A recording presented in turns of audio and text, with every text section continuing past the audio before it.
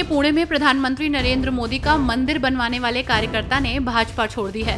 मयूर मुंडे ने साल 2021 में मोदी मंदिर का निर्माण करवाया, जो काफी सुर्खियों में रहा। दरअसल महाराष्ट्र में आगामी विधानसभा चुनाव से पहले बीजेपी की पुणे यूनिट के भीतर मतभेद दिख रहे हैं।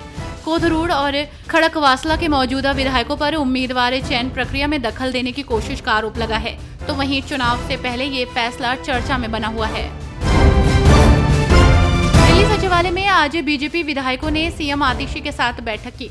इस बैठक का मुख्य मुद्दा बस मार्शलों का विवाद सुलझाना था। आतिशी ने कहा कि सभी मिलकर अभी उपराज्यपाल वीके सक्सेना के पास चलते हैं।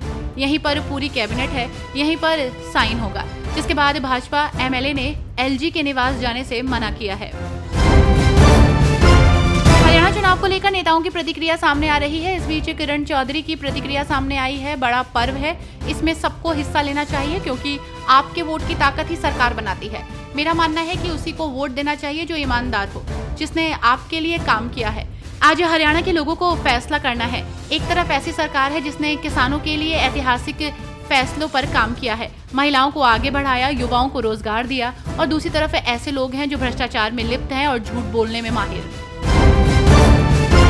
बिहार चुनाव में भले ही अभी समय हो, लेकिन सियासी गलियारों में चर्चा तेज हो गई है।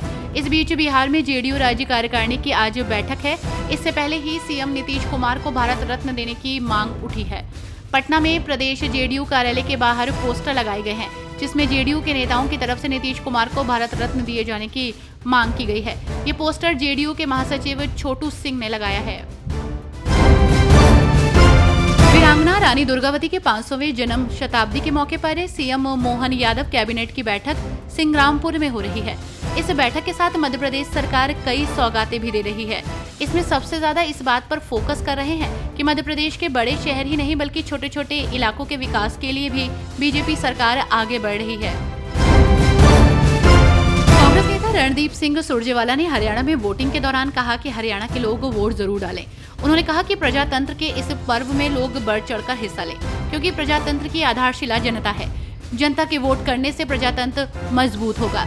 उन्होंने कहा कि लोग 10 साल के कुशासन और भ्रष्टाचार से थक चुके हैं और इस बार क्रांतिकारी बदलाव होगा, जो कि लोगों के वोट करने से ही संभव होगा। हिमाचल प्रदेश में टॉयलेट सीट पर टैक्स की खबरों को लेकर सुख सरकार पर निर्मला सीतारमण ने निशाना साधा। उन्होंने एक्स पर पोस्ट करते हुए कहा कि एक ओर जहां प्रधानमंत्री नरेंद्र मोदी स्वच्छता अभियान पर जोर दे रहे हैं, तो वहीं हिमाचल की कांग्रेस सरकार टॉयलेट सीट पर भी टैक्स लगा रही है। उन्होंने कहा कि ये कदम देश को शर्मसार करेगा। बीजेपी के नेता दुष्यंत कुमार गौतम ने रायपुर में मारे गए नक्सलियों पर अपनी प्रतिक्रिया देते हुए कहा कि नक्सलवाद से मुक्ति बीजेपी का संकल्प है। जो भी कानून का पालन नहीं करेगा, सरकार उसको बर्दाश्त नहीं करेगी। बीजेपी ने हमेशा उनको रोकने का काम किया है और आज भी हमारी सरकार उन्हें पनपने नहीं देगी, क्योंकि बीजेपी का काम है राज्य में अमन, चैन, शांति और लोगों की सहायता और मदद करने के अलावा सुरक्षा देना। महाराष्ट्र चुनाव में भले ही अभी समय हो, लेकिन सियासी गलियारों में तैयारियां जोरों पर हैं। आगामी चुनाव को मद्देनजर रखते हुए पीएम मोदी आज महाराष्ट्र के दौरे पर हैं। इस दौरान उन्होंने कई परियोजनाओं का उद्घाटन और शिलान्यास किया। उन्होंने लगभग 9.4 करोड़ किसानों के खाते में 20,000 करोड़ रुपए की पीएम किसान सम्मान निधि की 18वीं किश्त भी जारी की।